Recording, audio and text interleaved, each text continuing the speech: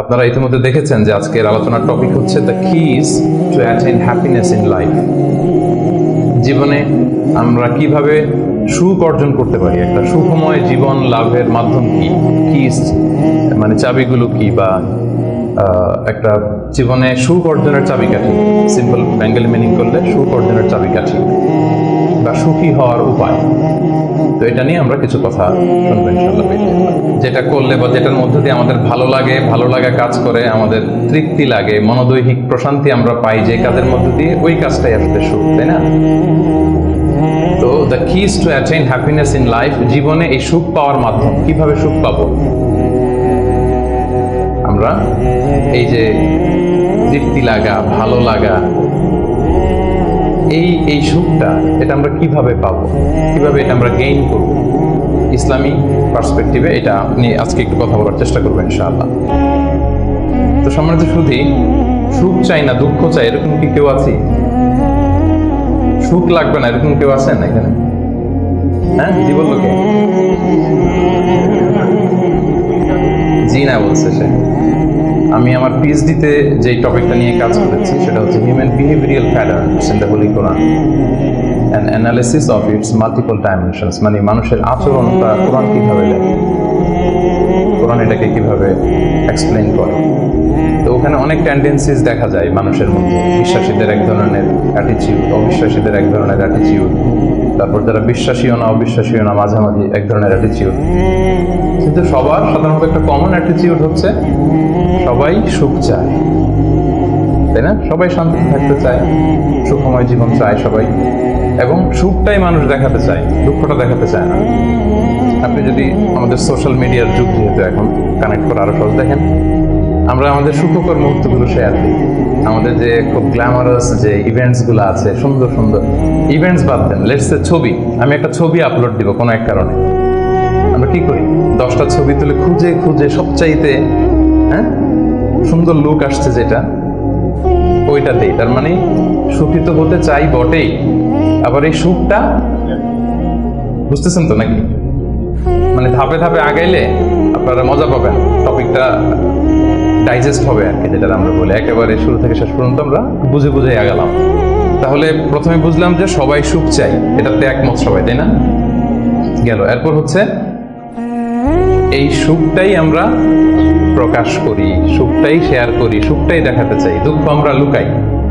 এবং আমি আজকে সার্চ করে অবাক হলাম, বিশ্ব সুখ দিবস নাকি একটা আছে, আপনারা একটু গুগল করে দেখেন। এটা হচ্ছে প্রতি বছর মার্চের 20 তারিখে the international day of happiness, বিশ্ব সুখ দিবস। দেখেন, তার মানে এটা যে আমরা চাই, এটা যে লাগবে, এটা ইন্টারন্যাশনালি কোন জায়গায় চলে গেছে দেখেন। সবাই এটা, আমরা সুখের কাঙ্গাল, আমরা সুখের ভিখারি, আমরা সবাই সুখ চাই, সুখী হতে চাই আমরা সবাই।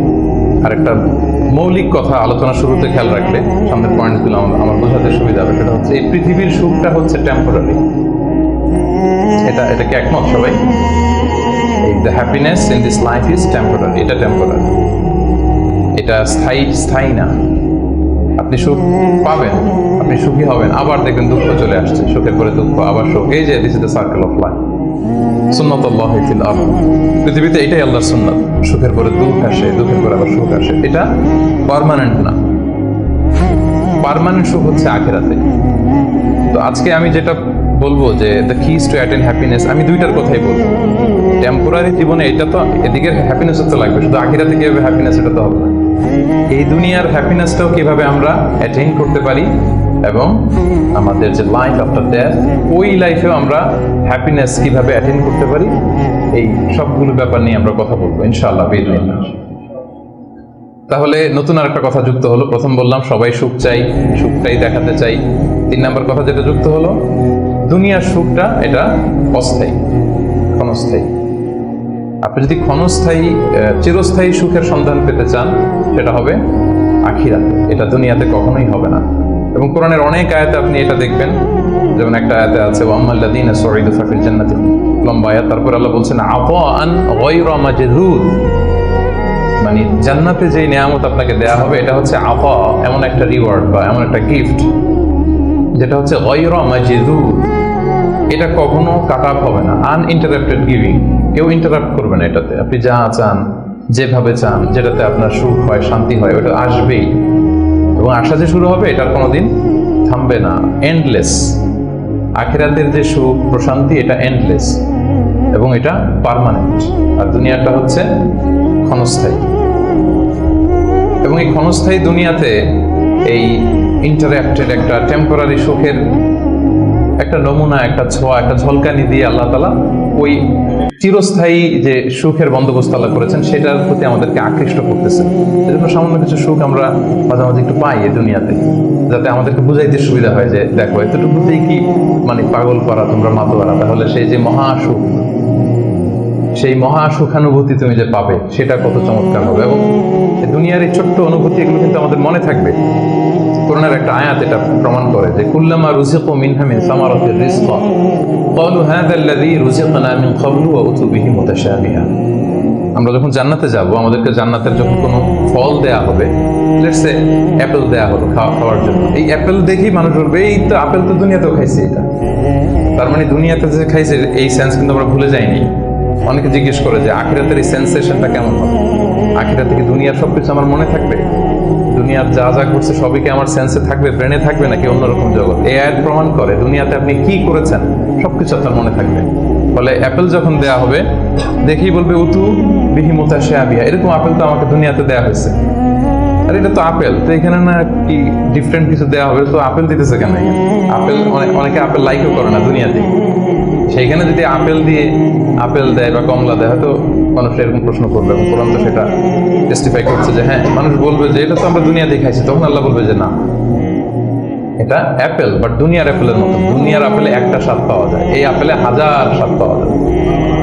মানে এটার ফিচারটাই আলাদা। এটা খেয়ে দেখো না, তো টেস্টি করো নাই, একটা বাইট দিয়ে দেখো যে কিরকম। তো এই আয়াতটা আমি আনলাম এজন্য যে মানুষের সব খেয়াল থাকবে, দুনিয়াতে কি হয়েছিল, কি খাইছিল, কি করছিল, তার সব হিস্ট্রি তার মনে থাকবে। তার মানে এই টেম্পোরারি আমাদের এই জীবনে, এই ক্ষণস্থায়ী এই দুনিয়ার জীবনে আল্লাহ তাআলা সামান্য সুখের ছোঁয়া আমাদেরকে দিয়ে সে আখিরাতের মহা সুখের প্রতি আল্লাহ তাআলা আমাদেরকে আকৃষ্ট করছেন। তো আজকের আলোচনায় এই দুনিয়াতে আমরা কিভাবে সুখে শান্তিতে থাকবো, একটা হ্যাপি পিসফুল লাইফ লিড করবো এটা, আবার সে আখিরাতেও কিভাবে আমরা হ্যাপি হতে পারি, এই সবগুলো ব্যাপার নিয়ে ইনশাআল্লাহ আলোচনা করব। এবার আমি মূল আলোচনায় চলে যাই। আমি 10টা পয়েন্ট নিয়ে কথা বলবো। 10 keys to attain happiness, 10টা টুলস বা কি, চাবিকাঠি, সুখের চাবিকাঠি আজকে আপনাদেরকে দিয়ে যাব। এগুলো নিয়ে আপনারা সুখে শান্তিতে থাকবেন। কি বলেন?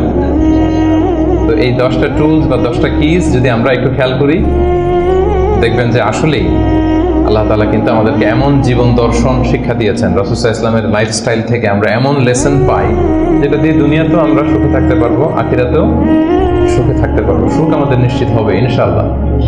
ইনশাআল্লাহ পড়েন সবাই, ইনশাআল্লাহ। সবাই সুখী হতে চায়, এজন্য সবাই খুব মানে হাস্যোজ্জ্বল চেহারা নিয়ে ইনশাআল্লাহ বলতেছে মাশাআল্লাহ। প্রথম যে পয়েন্টটা আমি রিসার্চ করে পেয়েছি সেটা হচ্ছে সিম্পলিসিটি। একেবারে সিম্পল লাইফ লিড করা, ইজি গোয়িং হওয়া। যারা এই দুনিয়ার জীবনে ইজি গোয়িং তারা হ্যাপি বেশি।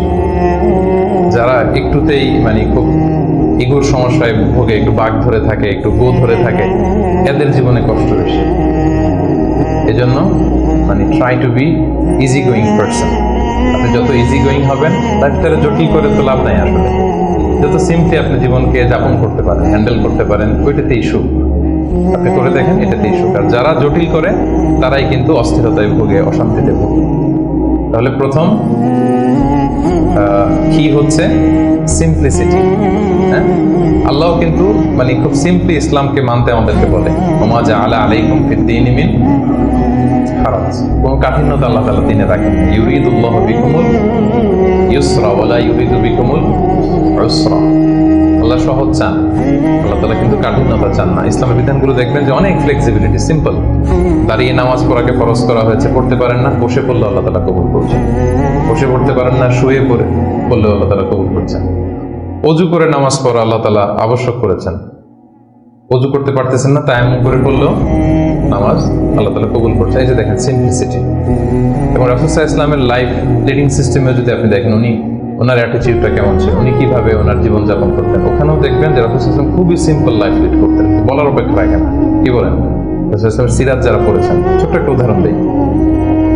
সহিহ মুসলিমের একটা হাদিস অনেকে শুনেছেন, আমাদের আয়েশা রাদিয়াল্লাহু তাআলা আনহা বর্ণনা করেন যে রাসূল সাল্লাল্লাহু আলাইহি ওয়াসাল্লামের অ্যাটিটিউডটা কত সিম্পল ছিল, কত সিম্পলি তিনি লাইফ লিড করতেন। দেখেন, তিনি বর্ণনা করেন যে রাসূল সাল্লাল্লাহু আলাইহি ওয়াসাল্লাম সকালবেলা যখন আসতেন, স্ত্রীদের ঘরে তো ফজরের সালাতের পরে আসতেন, তাই না?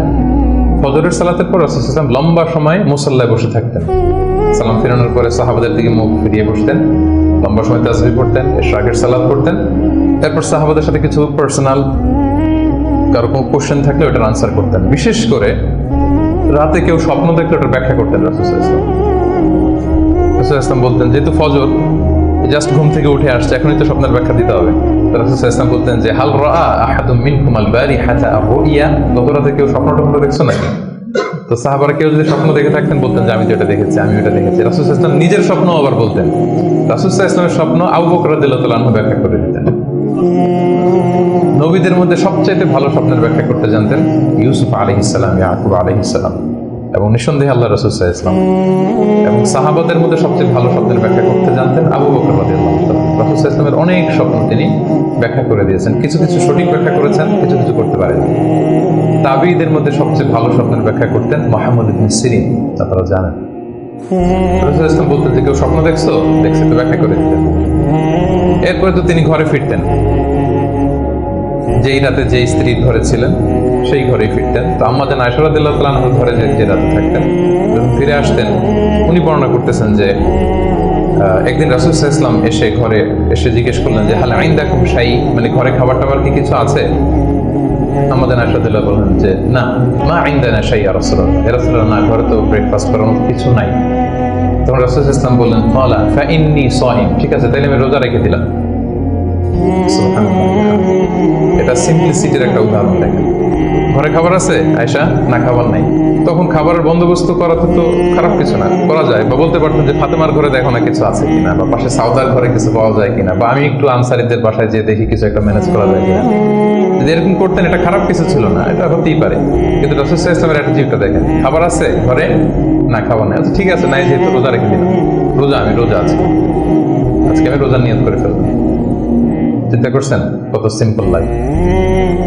এইভাবে আপনি যদি এক পয়েন্টে, তো আমরা অনেক লম্বা চড়া কথা বলবো না, খুবই সিম্পল ওনার লাইফ লিডিং সিস্টেম ছিল। His lifestyle was so simple but yet so special.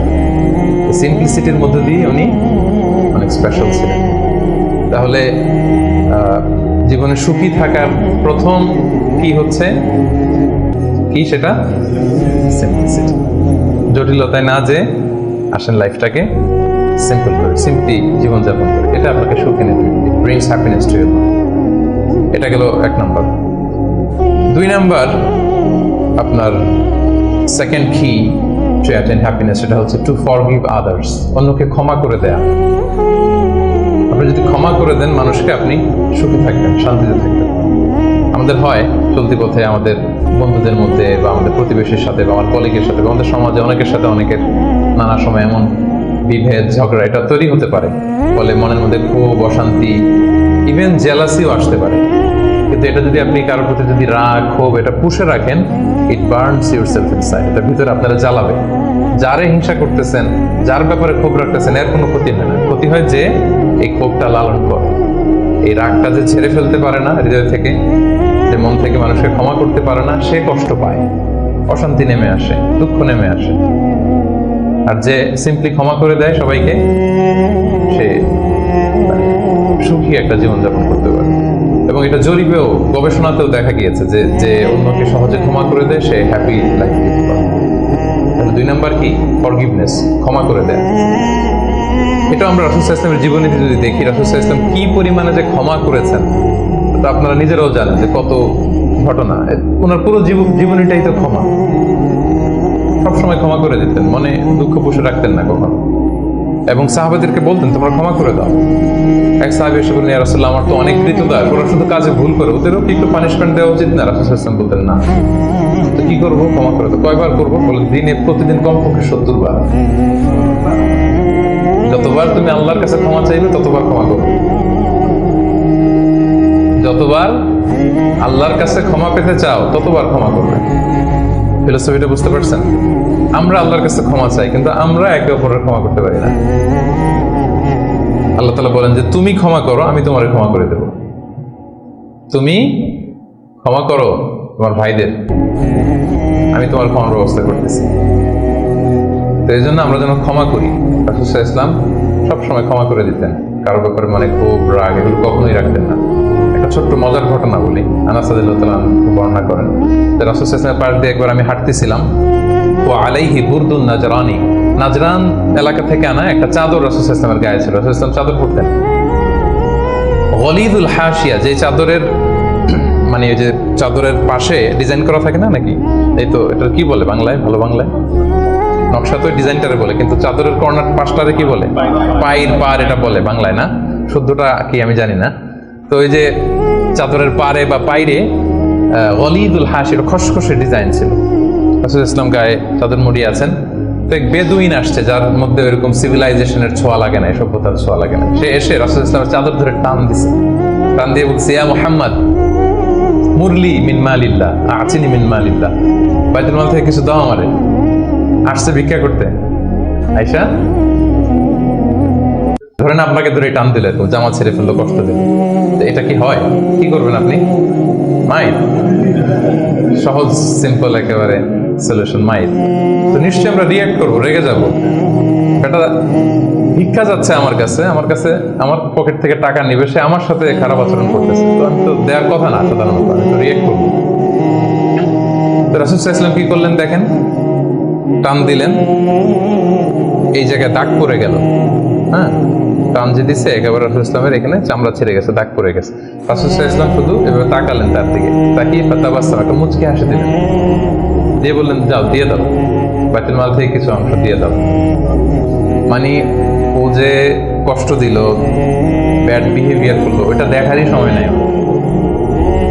আগে তো দেখবে, তারপরে না রাগ করবে, ফুলে ফেপে উঠবে রাগে, এটা দেখারই সময় নেই রাসূল সাল্লাল্লাহু আলাইহি ওয়াসাল্লামের। রাসূল সাল্লাল্লাহু আলাইহি ওয়াসাল্লাম বুঝছেন যে তার ওই জ্ঞান নাই, সে চিনে নাই যে আমি রাসূলুল্লাহ, তার মধ্যে ওই সেন্স নাই। বলুন দিয়ে দাও, ওকে দিয়ে দাও, চলে গেল সে, তাও মুচকি হাসি উপহার দিল।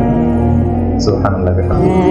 এই যে পজিটিভ অ্যাটিটিউডের কথা আমরা বলি, অপটিমিস্টিজমের কথা বলি, দেখেন রাসূল সাল্লাল্লাহু আলাইহি ওয়াসাল্লামের জীবন থেকে দেখেন অন্যকে ক্ষমা করে দেওয়ার কি নমুনা তিনি স্থাপন করেছেন। মক্কা বিজয়ের কথা যদি ধরেন, তায়েফের কথা যদি ধরেন, তায়েফে তো তিনি রক্তাক্ত হয়েছেন। তায়েফে যে গেছিলেন রাসূল সাল্লাল্লাহু আলাইহি ওয়াসাল্লামের নিজের কোনো সুবিধা নেওয়ার জন্য নাকি? তায়েফবাসীদেরকে জাহান্নামের আগুন থেকে বাঁচাতে, তাই না? তারা কি করলো? অত্যাচার করলো, পাথর মারলো, রক্তাক্ত করলো। রাসূল সাল্লাল্লাহু আলাইহি ওয়াসাল্লাম তাদেরকেও ইনস্ট্যান্ট ওই জায়গায় ক্ষমা, এমন না যে ভেবে দেখি ক্ষমাটা করবো কি করবো না, কাল পরশু দেখি, ভেবে চিন্তে যদি ভাল লাগে ক্ষমা করে দিলাম, আর না হলে না করলাম, এটা না, ইনস্ট্যান্ট ক্ষমা। মক্কা বিজয়ের দিন কি হলো? ঘর থেকে বিতাড়িত করা হলো, রাসূল সাল্লাল্লাহু আলাইহি ওয়াসাল্লামের উপর শারীরিক নির্যাতন, মেন্টাল প্রেশার, ওনার মেয়েদেরকে তালাক দেয়া হলো। রাসূল সাল্লাল্লাহু আলাইহি ওয়াসাল্লাম যখন নামাজ পড়তেন ওঠে নারী ভুঁড়ি চাপিয়ে দেওয়া হতো, এলাকা থেকে নির্বাসন। কিন্তু অষ্টম হিজরিতে যখন মক্কা বিজয় করে আসলেন তখন কি হলো? ভয়ে সবাই যখন কাঁপছিল, উনি কি বললেন? লা তাসরিবা আলাইকুমুল ইয়াউম, তোমাদের প্রতি কোনো প্রতিশোধ আমার নেই। ইয়াগফিরুল্লাহু লাকুম ওয়া হুয়া আরহামুর রাহিম, আল্লাহ তোমাদের ক্ষমা করুক, তিনি মেহেরবান। ইযহাবু ফানতুম তুলাকা, চলে যাও, ক্ষমা করে দিলাম। জীবনের পরতে পরতে রাসূল সাল্লাল্লাহু আলাইহি ওয়াসাল্লামের আপনি বায়োগ্রাফি দেখলে দেখবেন পরতে পরতে একটা মানুষের ক্ষমা করার জন্য যেন মুখিয়ে থাকতেন তিনি, কখন ক্ষমা করবেন। তো এটা আপনি মানুষকে ক্ষমা করতে শিখেন, আপনি সুখে থাকবেন, আপনি সুখী হবেন। He will be happy at the end. শেষে অবশেষে আপনারই বিজয় হবে, আপনি সুখী হবেন, আপনি হ্যাপি হবেন। তো এটা হচ্ছে 2 নাম্বার পয়েন্ট, দ্য কি টু অ্যাটেইন হ্যাপিনেস। 2 নাম্বার কি? ক্ষমা করা, ফরগিভনেস। তাহলে কয়টা বললাম? প্রথমটা কি ছিল? সিম্পলিসিটি, জটিল করে লাভ নাই, লাইফটাকে সিম্পলি লিড করেন। 2 নাম্বার কি? ক্ষমা করবেন। সবাই করবেন, ক্ষমা করে দেন, দেখবেন যে আপনি ভেতর থেকে একটা প্রশান্তি, মনোদৈহিক প্রশান্তি আপনি মানে অনুভব করছেন। 3 নাম্বার, সুখে থাকার 3 নাম্বার চাবিকাঠি হচ্ছে try to make others happy. অন্যকে সুখী করার চেষ্টা করুন। মানে আপনি হ্যাপি হইতে চাইলে আরেকজনকে হ্যাপি বানাইতে হবে। বুঝতে পারছেন না ব্যাপারটা? খুব সিম্পল। আপনি যদি অন্য মানুষ কিভাবে সুখী হতে পারে, তারা কিভাবে ভালোভাবে থাকতে পারে, এটা নিয়ে টেনশন করেন, আপনার হ্যাপিনেস নিয়ে এটার দায়িত্ব নিবে কে? কাউকে দান করেন, চ্যারিটি করেন, ডোনেশন করেন, এটা করার পরে যে কি সুখানুভূতি, অনুভূতি কি আর বোঝানো যায় না? ওটা অনুভব করতে হয়, এটা আপনি অনুভব করবেন, এবং যারা আপনারা এটা করেন নিশ্চয়ই অনুভব করেছেন। তো এটা যদি আমাদের মধ্যে থাকে, এটা আপনাকে হ্যাপি করবে। চিন্তা করেন ইসলামের বিধানগুলো, ইসলামের বাতলে দেওয়া যে জীবন দর্শন কত সুন্দর, মানে পুরো সমাজের সবাই যেন আমরা হ্যাপি থাকতে পারি, এরকম একটা সিস্টেম, তাই না? অন্যরা হ্যাপি আমি করতে যাচ্ছি, আমি হ্যাপি হয়ে যাচ্ছি। এবং সহিহ মুসলিমের একটা হাদিস এখানে আমি উল্লেখ করতে চাই, লম্বা হাদিস, শেষের অংশটা, টেক্সটটা হচ্ছে এরকম যে আল্লাহু ফি আউনিল আবিদি মা দামাল মা কানাল আবদু ফি আউনি আখি। রাসূল সাল্লাল্লাহু আলাইহি ওয়াসাল্লাম বলেন, আল্লাহ তাআলা ততক্ষণ পর্যন্ত বান্দার সাহায্যে থাকে যতক্ষণ পর্যন্ত বান্দা তার ভাইয়ের সাহায্যে থাকে। কথাটা বুঝতে পারছেন? আই রিপিট, আল্লাহ তাআলা ততক্ষণ পর্যন্ত কোনো বান্দার সাহায্যে থাকে যতক্ষণ পর্যন্ত এই বান্দা তার ভাইয়ের সাহায্যে থাকে। তা আপনি আল্লাহর সাহায্য পাইতে হলে এটার কন্ডিশন কি বলেন তো দেখি? আপনার ভাইকে হেল্প করেন, তাকে হেল্প করেন, তার একটু উপকার করেন, আল্লাহ তাআলার পক্ষ থেকে নুসরাত, সাহায্য এটা নেমে আসবে। সুবহানাল্লাহ। তার মানে অন্যের প্রতি ভালো যেটা করেন, এই ভালোটা আপনার দিকে ফিরে আসে। অন্যের প্রতি শুভকামনা, এটা রিটার্ন হয়ে আপনার দিকেই ফিরে আসবে। So try to make others happy, অন্যকে সুখী করার চেষ্টা করা, এটা আপনাকে সুখী করবে। 3 নম্বর পয়েন্টটা বুঝতে পেরেছেন? আচ্ছা, 4 নম্বর পয়েন্ট হচ্ছে, সুখে থাকার 4 নম্বর মাধ্যম হচ্ছে be grateful with what you have. আপনার যা আছে এটা নিয়েই গ্রেটফুল থাকেন, কৃতজ্ঞ হন। যেটা আছে, আমরা যেটা করি, আমার যেটা আছে এটা নিয়ে আমি তৃপ্ত না, আমি অন্যদের গুলো দেখে হাহুতাশ করি, কিন্তু আমার মাঝে যে আনন্দ নেয়ার কত কিছু আছে, এটা আপনি একটু খেয়াল করে দেখেন না? একটু খেয়াল করে দেখেন। এবং আল্লাহ তাআলা বলছেন যে وَإِذْ تَأَذَّنَ رَبُّكُمْ لَئِنْ شَكَرْتُمْ لَأَزِيدَنَّكُمْ وَلَئِنْ كَفَرْتُمْ إِنَّ عَذَابِي لَشَدِيدٌ। যে তোমরা যদি শুকরিয়া করো আমি নিয়ামত বাড়িয়ে দেবো, আর যদি কুফরি করো মানে অকৃতজ্ঞ হও, তাহলে আমার শাস্তির মুখোমুখি কিন্তু তোমাকে হতে হবে। তাহলে শুকরিয়া করলে আল্লাহ তাআলা বাড়িয়ে দেয়। তো এই জায়গাটাতে আমাদের বড় ঘাটতি, আমাদের যা আছে, what I have I'm not happy with that, এটা নিয়ে আমি সুখী না। মনে হয় যে ওইটাতে মনে সুখ, ওই জায়গায় যেতে পারলে আমার জীবনটা একেবারে খুব আমি আনন্দিত হতাম।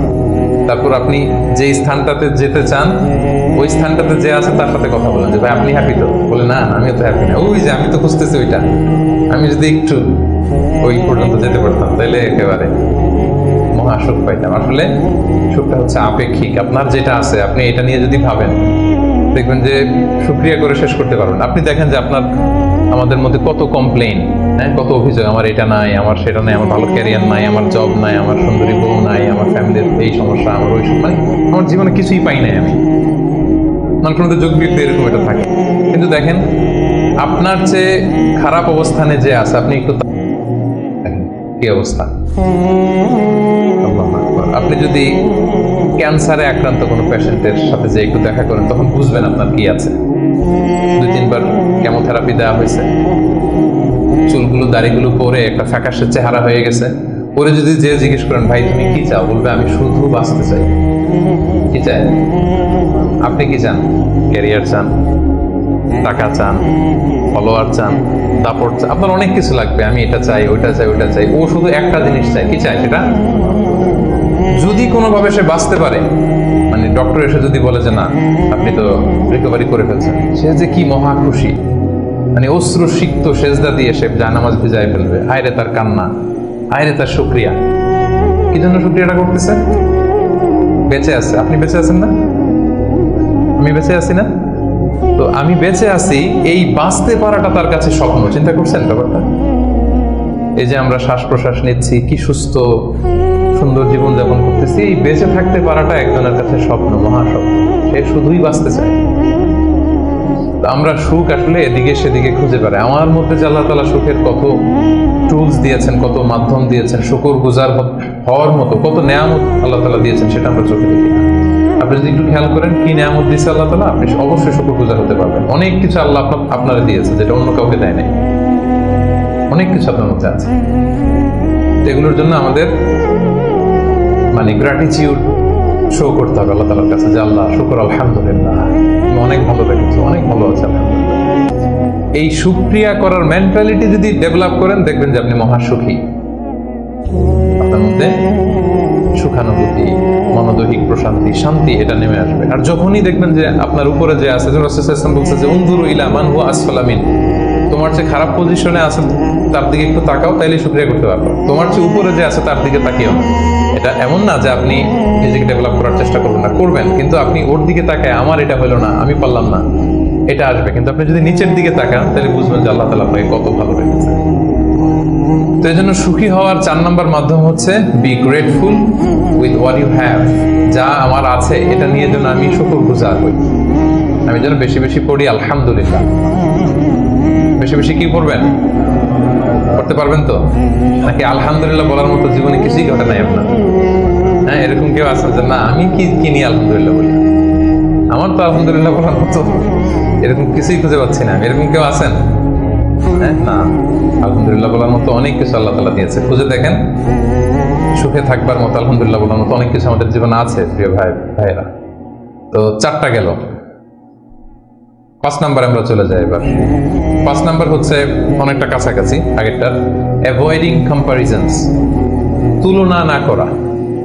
আমরা অনেক সময় নিজেকে অন্যদের সাথে তুলনা করতে যে অশান্তিতে ভুগি, এটা কিন্তু হয়। কম্পারিজন করলেই অশান্তি নেমে আসে। এটা খেয়াল রাখবেন যে আল্লাহ তাআলা এই পৃথিবীতে আপনাকে একজন unique, a very unique person হিসেবে পাঠিয়েছেন। প্রতিটি মানুষ অনন্য এই পৃথিবীতে, প্রত্যেকটা মানুষ, কারোর সাথে কারো তুলনা হবে না।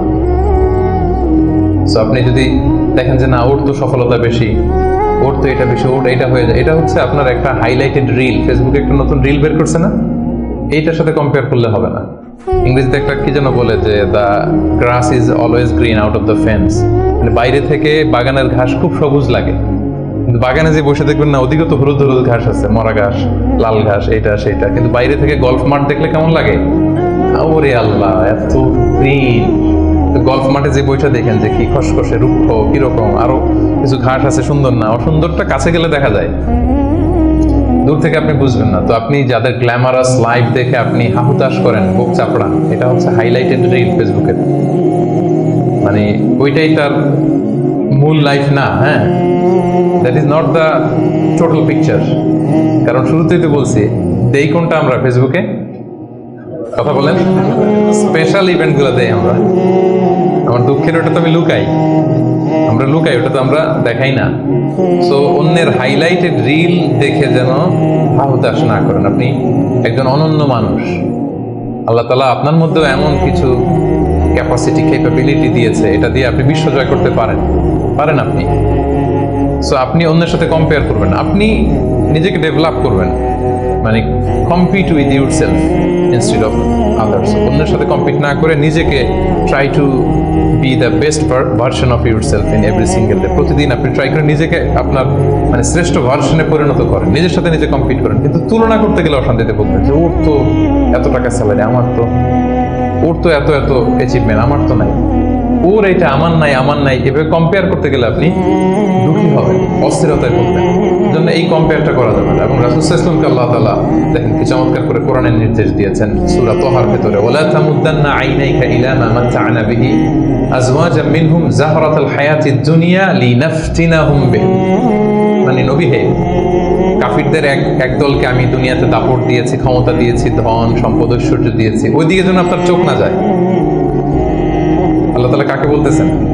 রাসূলুল্লাহ সাল্লাল্লাহু আলাইহি ওয়াসাল্লাম বলতেছেন যে কাফেরদের মধ্যে থেকে একদলকে আমি অনেক ধন সম্পদ দাপট অনেক কিছু দিয়েছি, আপনি ওইটা দেখে মন খারাপ করেন না, মানে কম্পেয়ার করতে যায় না, আমার এটা নাই, আপনারা যে আমি কত কিছু দিয়েছি, আপনাকে তো নেয়ামত দিয়ে আমি ধন্য করে ফেলেছি। তো রাসূল সাল্লাল্লাহু আলাইহি ওয়াসাল্লামকে আল্লাহ তাআলা এই নির্দেশনা দিয়েছেন। আরেকটা আয়াত শোনাই, সূরাতুল গাফিরে বলছেন, সূরাতুল মুমিন যেটা, ফালা ইয়াগরুরকা তাকাল্লুবুহুম ফিল বিলাদ। নবী হে, কাফিররা এই দুনিয়াতে বড় বড় সফর করে, বিশাল ক্যারাভান নিয়ে যায়, অনেক লাভ করে নিয়ে আসে, এটা সেটা, তাদের জীবনের এই চাকচিক্য দেখে এটা দেখে এটা যেন আপনাকে ধোঁকায় না ফেলে দেয়। আপনি এটার সাথে নিজেকে কম্পেয়ার করবেন না, আপনি নিজের সেলফ ডেভেলপমেন্টের চেষ্টা করবেন, আপনার রোলটা আপনি প্লে করবেন, প্রপার সময়ে প্রপার রেসপন্সটা আপনি করবেন, কিন্তু আপনার সাথে আপনি আরেকজনকে কম্পেয়ার করবেন। এই কম্পেয়ার করার কারণে আমাদের সমাজে, আমাদের জীবনে অনেক অশান্তি তৈরি হয়। এই কম্পারিজনটাতে কিন্তু ক্ষতি। এই পয়েন্টটা বুঝতে পারছেন? কম্পারিজন করবেন না, কারণ প্রত্যেকে আমরা অনন্য একজন মানুষ। অ্যাভয়েডিং কম্পারিজনস, আপনি যখনই এই তুলনা বাদ দিবেন দেখবেন যে আপনি হ্যাপি। তুলনা করলেই, কারণ নিচের দিকে তো আর তুলনা করবেন না, করবেন কোথায়? এইটা নাই, ওইটা নাই, আমার এইটা হইল না, আমার সাথে কেন হয়, আমার কেন এত দুঃখ। এই কম্পারিজন যখন করবেন অস্থিরতা আসবে। এই পয়েন্টটা ক্লিয়ার? আচ্ছা, মাশাআল্লাহ, 5টা চলে গেল। 6 নাম্বার, এটা খুব ইন্টারেস্টিং। 6 নাম্বার পয়েন্ট যেটা আমি লিখেছি সেটা হচ্ছে পিস অফ মাইন্ড। এই যে শুরুতে কে যেন সংজ্ঞায় বললো যে মনের সুখ, তো এই যে মনের সুখটাই আসল সুখ, আমরা যে বাংলায় বলি, এই পয়েন্টটা হচ্ছে এটাই, মনের সুখই আসল সুখ।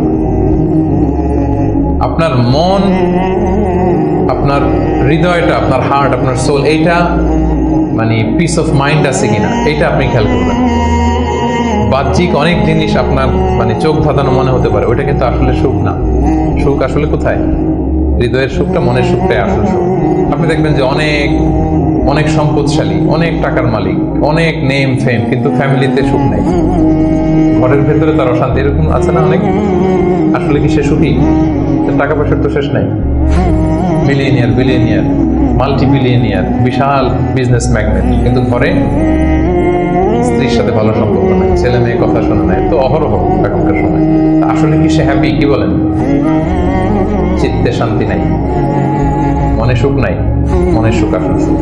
অনেক টাকার মালিক, ঘরে 8-10টা কাজের লোক, কয়েকটা বাবুর্চি, কিন্তু খেয়ে হজম করতে পারে না। আছে এরকম প্রবলেম অনেকের? বলেন তো, যার ডাইজেস্টের সমস্যা, ডাইজেস্ট হয় না, তার কত কষ্ট। আমাদের কখনো যখন এরকম হয় যে ডাইজেস্ট হচ্ছে না, একটু কি বলে ফুড পয়জনিং বা বদ হজম এরকম কিছু হলে কি অশান্তি লাগে, আর সারা জীবনটাই এটা। তার জীবনটা কেমন যাচ্ছে বলেন? আপনার যে মনে শান্তি আছে, এই যে 2 টাকা দিয়ে নাসি আয়াম খেয়ে ফেলতে পারতেছেন, যেখানে মনে চাই বসে ফেলতে পারতেছেন, শুইতে পারতেছেন, থাকতে পারতেছেন, কত সিম্পল লাইফ, কত সুখ। এরপরেও আমরা যদি সুখ খুঁজে না পাই, আপনি একটু ওদের দিকে তাকান, কিছুই হজম হয় না, তাদের কি অবস্থা? ঘরে শান্তি নাই, ফ্যামিলিতে শান্তি নাই। তো এই জন্য সম্মানিত ভাইয়েরা, পিস অফ মাইন্ড এটা হচ্ছে the true happiness, the real happiness. আপনার মনটা যদি প্রশান্ত থাকে, আপনি যদি মনোদৈহিক প্রশান্তির মধ্যে থাকেন, you are the happiest person in the world. আপনি সুখী, মহাসুখী, আপনি মহাসুখী। ইউআই থেকে বের হলে বুঝবেন দুনিয়াটা কেমন। এখানে আমরাও তো ছাত্র জীবন কাটিয়েছি একটা সময়, সুবহানাল্লাহ।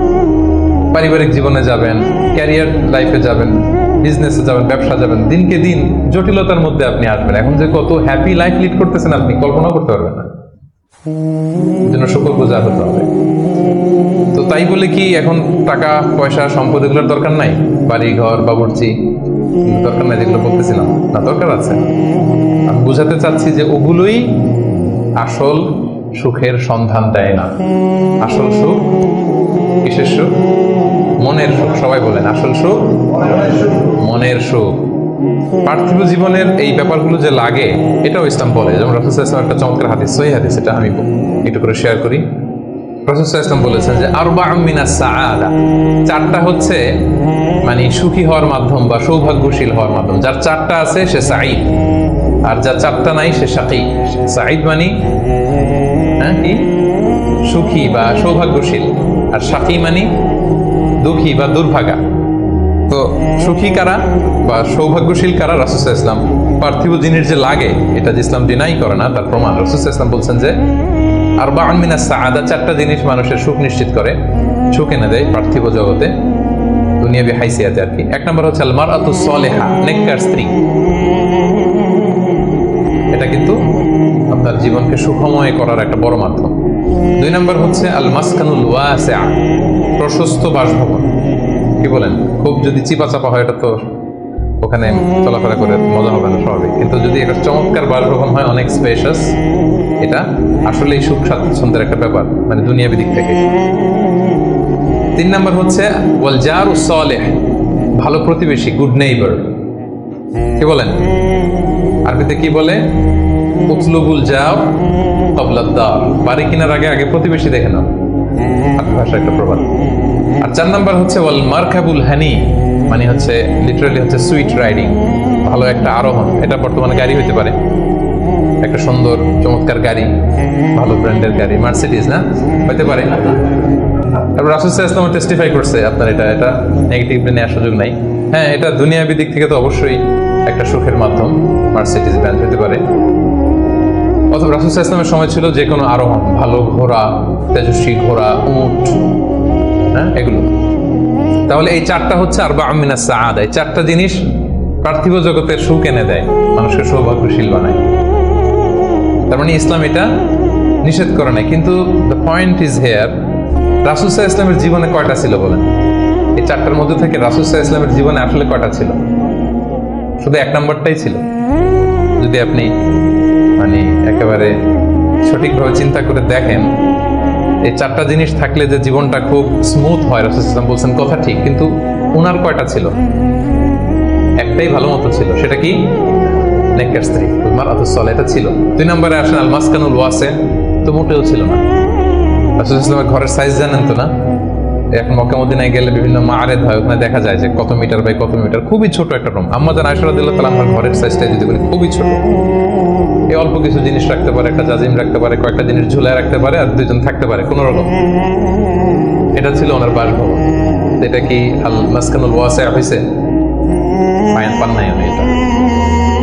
তারপর একটা আসেন ওয়াল জারুস সালেহ, ভালো প্রতিবেশী পাইছেন, কাছাকাছি ধরলে পাইছেন, পাশে ফাতেমার ঘর, দিকে স্ত্রীদের ঘর। কিন্তু আপনি যদি বিগার সেন্সে চিন্তা করেন, কারা থাকতো আশেপাশে? এদিকে তো না, আবুল আহাব তো মক্কার কথা, লেটসে মদিনার কথাই যদি আমরা বলি, আপনার কারা থাকতো? মুনাফিকদের একটা দল তো থাকতোই। আর 3 দিকে জিউস, ইহুদিরা, বনু কাইনুকা, বনু নাদির, বনু কুরাইজা। এরা কি করছে রাসূল সাল্লাল্লাহু আলাইহি ওয়াসাল্লামের সাথে?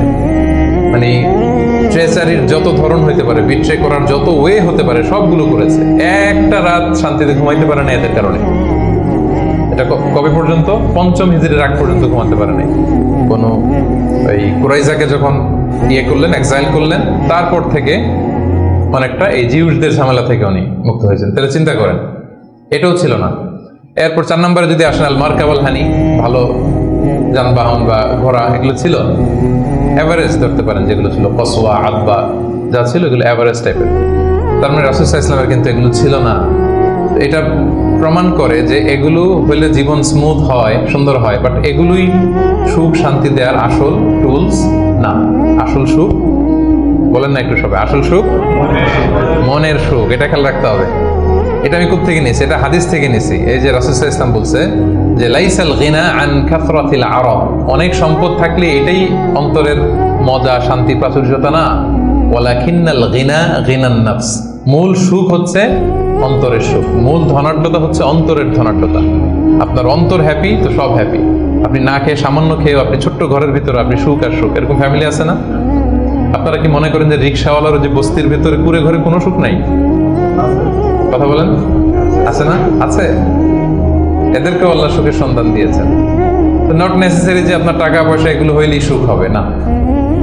আরেকটা হাদিস আমি ইবনে মাজাহ থেকে একটু শোনাই, খুব চমৎকার হাদিস। হাদিসটা সুনান ইবনে মাজাহ এসেছে, মান কানাতিদ দুনিয়া হাম্মাহু ফারাহাল্লাহু আলাইহি আমরাহু ওয়া জাআলা ফাকরাহু বাইনা আইনাই। লম্বা হাদিস, আমি অর্থটা বলি। হাদিসটা একটু খেয়াল করেন আমার সাথে। রাসূলুল্লাহ সাল্লাল্লাহু আলাইহি ওয়াসাল্লাম বলেছেন, পার্থিব চিন্তা যাকে মোহগ্রস্ত করবে, মানে যে দুনিয়া নিয়ে পেরেশান, তার কি হবে দেখেন? তার কাজকর্মে আল্লাহ তাআলা অস্থিরতা ঢেলে দিবেন, সে অস্থির হবে। দারিদ্রতা হবে তার নিত্য সঙ্গী, এবং এই পার্থিব স্বার্থ সে ততটুকুই পাবে যতটুকু তার তাকদিরে লেখা আছে। এর বেশি পাবে? অস্থির যদি হন, আপনি পেরেশান হন, যত পেরেশান হন, আপনার তাকদিরে যা লেখা তার চেয়ে 1 ইঞ্চিও বেশি পাওয়া যাবে নাকি? যাবে। আর যার উদ্দেশ্য হবে আখিরাত, আল্লাহ তার সবকিছু স্মুথ করে দিবেন। সুবহানাল্লাহ। তার অন্তরকে আল্লাহ তাআলা ঐশ্বর্যমণ্ডিত করে দিবেন। এই যেটা বলতেছিলাম যে ফাইনাল গিনা গিনান নাফস, অন্তরের সুখ, হৃদয়ের সুখী আসল সুখ, অন্তরের সুখী আসল সুখ। এবং দুনিয়া স্বয়ং তার সামনে এসে হাজির হবে। যার চিন্তা হচ্ছে আখিরাত নিয়ে, দুনিয়া আপনাতে এসে ধরা দিবে। এই জন্য হৃদয়ের সুখটা, এটা যে আসল সুখ, এটা যেন আমরা ফিল করি, এটা এনশিওর করার ট্রাই করতে হবে। আপনি এইটা না করে অন্যদিকে যদি বেশি ছুটেন, আপনার অস্থিরতা কমবে না। এটা আপনাকে দুঃখী বানাবে, অসুখী বানাবে, অস্থির বানাবে, আপনার সুখ কেড়ে নেবে জীবন থেকে। তাহলে এই যে হৃদয়ের সুখ, আসল সুখ, হ্যাঁ, piece of mind is the real happiness. 6 নম্বরটা বুঝতে পারছেন প্রিয় ভাইরা? বুঝতে পারছেন সবাই? আচ্ছা, এবার চলে যাই 7 নম্বরে। 7 নম্বর পয়েন্ট হচ্ছে এক্সপেক্ট লেস। এক্সপেকটেশন যেন লেস থাকে, তাইলে হ্যাপি হবেন। অনেক এক্সপেকটেশন পান নাই কিছু, এই তো দুঃখ শুরু। স্বামী স্ত্রীর কাছে অনেক এক্সপেকটেশন, পায় না এখন কিছু, দুঃখ বাড়তেছে। স্ত্রী স্বামীর কাছ থেকে অনেক এক্সপেকটেশন, যখন হয় না ফুলফিল, কষ্ট পায়। বন্ধুর কাছে এক্সপেকটেশন অনেক বেশি, বাবা ছেলের কাছে এক্সপেকটেশন অনেক বেশি, সুপারভাইজার ছাত্রের কাছে এক্সপেকটেশন, ছাত্রের সুপারভাইজারের প্রতি। এই যে এটা তো বাস্তবতা, তাই না? যখন আপনি হাই এক্সপেকটেশন নিয়ে থাকবেন কিন্তু আউটকাম এরকম পাচ্ছেন না, তো কি হ্যাপি না আনহ্যাপি? বলেন হ্যাপি না আনহ্যাপি? কিন্তু এক্সপেকটেশন খুব একটা আপনি বেশি করেন নাই, এরপরে আপনি যদি বেশি পান কেমন লাগবে? ভালো লাগবে না? আমার এক্সপেকটেশন নেই, একটা হইলেই হইলো, এরপরে দেখি মাশাআল্লাহ শুধু আসতেছে, কেমন লাগবে? ভালো লাগবে? হ্যাঁ, এই জন্য এক্সপেক্ট লেস মানে I am not talking about the goal should be higher and bigger. Goal বড় হবে কিন্তু আপনার এক্সপেকটেশন যেন অনেক বড় না হয়। আপনার জীবনের গোল থাকবে বড়, কিন্তু আপনি যদি অনেক এক্সপেক্ট করেন জীবনের প্রতিটি ক্ষেত্রে, যখন ওই এক্সপেকটেশন ফুলফিল করবে না আপনি কষ্ট পাবেন। এজন্য কালকে কি খাবো, আগামী মাসে কি হবে, এরপরের বছর, এই যে হাহুতাশ করা, অনেক এক্সপেক্ট করা, এটা মানুষের জীবনে দুঃখ নিয়ে আসে। আপনি আজকের জন্য বাঁচেন, কালকের তো জন্মই হয় নাই, আগামীকালের জন্ম হয়েছে। আজকের চিন্তা করেন, আজকের এটা নিয়ে আপনি থাকেন, দেখবেন যে হ্যাপি আপনি। আর যখনই কালকে কি করবো, আগামী মাসে কি হবে, 23 সালে তো নাকি মন্দা, টাকার দাম কমতেছে, বিশ্ববাজারের কি অবস্থা, এই গোটা দুনিয়ার সব টেনশন যখন আপনি আপনার দায়িত্বে নিবেন, এই দুঃখ আপনার দুঃখ কেউ থামাতে পারবে না। দেখেন এখানে ইসলামী দৃষ্টিভঙ্গিটা কি দেখেন একটু। আল্লাহ রাসূল ইসলাম চমৎকার একটা কথা বলেছেন, সহিহ বুখারীর বর্ণনা। রাসূল ইসলাম বলেছেন, দুনিয়ার চলতি পথে আমাদের চলাফেরাটা বা লাইফস্টাইলটা যদি এমন হয়, দেখবেন যে ইউ উইল বি হ্যাপি। রাসূলুল্লাহ সাল্লাল্লাহু আলাইহি ওয়াসাল্লাম বলেছেন, কুন ফি দুনিয়া কাআন্নাকা গরীব আও আবিরু সাবিল। এই দুনিয়াতে তুমি এমন ভাবে চলো যে তুমি গরীব। গরীবের ভালো বাংলা কি? মানে এই জায়গার লোক না আর কি, এটা আরেক জায়গা, স্ট্রেঞ্জার ইংরেজিতে, মানে as if you are a stranger here. হ্যাঁ, মুসাফির হতে পারে, ওই যে আবিরু সাবিল বলছে, ওইখানে আসলে মুসাফিরটা চলে আসার জন্য আমি ডিফারেন্সিয়েট করতেছি যে গরীব একটা আর আবিরু সাবিল আর একটা। এরকম স্ট্রেঞ্জারের মতো অথবা ট্রাভেলারের মতো লাইফ লিড করো। দেখেন হাদিসটা খেয়াল করে শুনতে হবে, তাহলে বুঝতে পারবেন অন্তর্নিহিত যে উদ্দেশ্যটা। এই দুনিয়াতে এমন ভাবে চলো as if you are a stranger in this দুনিয়া or you are a traveller. আচ্ছা, এবার আমাকে উত্তর দেন। লেটস সে আপনার পেনাঙে যাইতে হবে, পেনাঙের ফ্লাইট ধরেন যে কেএলআই 2 থেকে 2টায়, দুপুর 2টায়, যে শোনেন যে 3 ঘন্টা ডিলে। কয় ঘন্টা? তা এখন 3 ঘন্টা যেহেতু ডিলে, তাহলে একটা ইজি চেয়ার কিনে নেই এয়ারপোর্টে, কি বলেন? একজন করলো কি, ইজি চেয়ার একটা কিনে নিল। এয়ারপোর্ট ধরেন যে অনেক খাবার দাবার ওখানে কিনে নিল, এরপর ওখানে একটা এটা কিনলো সেটা কিনলো, মানে ওখানে একটা খাট কিনে নিল, এটা কিনে নিল। বিশাল এয়ারপোর্টের মধ্যে সে বিশাল আয়োজন করতেছে 3 ঘন্টা এনজয় করার জন্য। কোনো পাগলও কি এমনটা করে? কেন করে না? কারণ আবিরু সাবিল, সে তো ট্রাভেলার। 3 ঘন্টা তো কোনো রকম সূরাতে যে একটু নামাজ পড়তে পড়তে, অথবা একটু কোরআন তেলাওয়াত করতে করতে, অথবা ক্ষুধা লাগলে একটু KFC তে ঢুকে একটু ফ্রেঞ্চ ফ্রাইজ খাইতে খাইতে তো চলে যাবে, কি বলেন? এভাবেই তো আমরা কাটাই। আমরা ফ্লাইট ডিলে হলে কি করেন বলেন? 3 ঘন্টা ফ্লাইট ডিলে হয়েছে, এয়ারপোর্টে কি করেন? কিছু জরুরি ফোন কল আছে, সেরে নেই নাকি? একটু পত্রিকায় ঢুমারি, কি কি নিউজ আজকে দেশে বিদেশের একটু দেখি, তারপরে একটু নামাজ পড়ে নেই, বা একটু অজু করে নেই, একটু ওয়াশরুম সেরে নেই, ক্ষুধা লাগলে একটু মেনু খেয়ে নেই, বা এটা একটু করে নেই। এইভাবে আমরা সাধারণত আমাদের ফ্লাইট ডিলে হলে টাইম পাস করি। তো এখন রাসূল ইসলাম বলছেন, এই দুনিয়ার পুরো জীবনটাই আসলে তো এইটা, এটা তো একটা ট্রানজিশন পিরিয়ড। আমরা মানে আমাদের ভাবনাতেই ওইটা আনি না যে আমাদের বিশাল এক জগৎ, আমাদের বিশাল এক ব্যবস্থাপনা ওখানে পড়ে আছে, ওইটার ওইভাবে ফিল করি না। বলি, পড়ি, শুনি, কিন্তু ফিলিংসটা ওইভাবে আসে না। এমন ভাবে এই দুনিয়াতে আষ্টে পৃষ্ঠে দুনিয়া কিন্তু আমাদের এমন ভাবনা। একটা মজার ঘটনা বলি। নূহ আলাইহিস সালামের সময় এক মা তার ছোট বাচ্চাকে কোলে নিয়ে আল্লাহ নবী নূহ আলাইহিস সালামের কাছে এসে বলতেছেন, ইয়া নবী আল্লাহ, হাদা ইবনি উদউ আল্লাহ লা, আমার ছেলে, একটু দোয়া করে দেন। তো নূহ আলাইহিস সালাম বলতেছেন, কাম উমরু, তোমার ছেলের বয়স কত? সে বলতেছে, সালাসুমি আসানা, 300 বছর। কোলের শিশু বয়স কত শুনতেছেন? 300 বছর। নূহ আলাইহিস সালাম বলে, তোমার কোলের শিশু 300 বছর বয়স, অবশ্যই দোয়া করবো, আল্লাহ তার জীবনে বরকত দেখ। কিন্তু তুমি কি জানো, শেষ জামানার যে উম্মতরা আসবে তারা 60 থেকে 70-এর মধ্যে সব মরেই যাবে।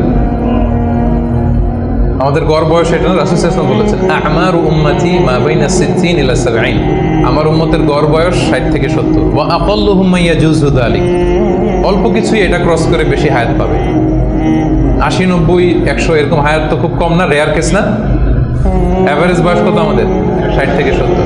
তো বলতেছে যে তুমি যে দোয়া চাইলা, ভালো, আমি দোয়া করি, তবে জেনে রেখো শেষ জামানার উম্মতদের গড় বয়স হবে 60 থেকে 70। এই কথা শুনে তো মহিলা বলে, ইয়া নবী আল্লাহ আয়াবনুন আল বুয়ুত, তাহলে তারা কি দুনিয়াতে ঘরবাড়ি বানাবে? মানে 60-70 হলে তার ঘরবাড়ি বানানো লাগে না, কি বলেন? 60-70 এটা তো এমনি সেমনি গাছের নিচে একটু খেয়ে দেয়, সাঁতার কেটে ঘুরে ফিরে, তো এ তো এমনি চলে যাবে। তো এখন এই মহিলারা যদি বুর্জ আল খলিফা দেখানো যেত, আর এখানে এই যে সাতু মালয়েশিয়া টাওয়ার, সিগনেচার টাওয়ার আর মার্দেকাস টাওয়ার যদি দেখানো যেত, তাহলে বুঝতো যে কি বিল্ডিং আমরা বানাইতেছি। রাসূলুল্লাহ সাল্লাল্লাহু আলাইহি ওয়াসাল্লাম কি বলেছেন দেখেন, কুন ফি দুনিয়া কান্নাকা গরীব আও আবিরু সাবিল, এই দুনিয়াতে এমন ভাবে থাকো যেন তুমি স্ট্রেঞ্জার, তুমি ট্রাভেলার। এবং ইবনে ওমর রাদিয়াল্লাহু তাআলা আনহু বলতেন, ইদা আমসাইতা ফালা তানতাযিরিস সাবাহ, এখন রাত তো, কালকে সকাল যে পাবা এটা নিয়ে বসে থেকো না, আশা করো না এত বেশি। পাইলে বোনাস, পাইলে কি সকাল পেয়ে গেছি, রাতের অপেক্ষা করো না। ওয়া ইদা আসবাহতা ফালা তানতাযিরিল মাসা, সকাল পাইছো তো রাতের জন্য বসে থাকো না, যদি পাও রাতটা তাহলে বোনাস, খুশি লাগবে। বোনাস পেলে কেমন লাগে? আর যদি আপনি এক্সপেকটেশন নিয়ে রাখেন যে আমি তো 1000 বছর বাঁচবো, এখন দেখেন যে সন্ধ্যাবেলা আজরাইল চলে আসছে, তখন সব একেবারে ভেস্তে যাবে। এজন্য এক্সপেক্ট লেস, তাহলে সুখে থাকবে।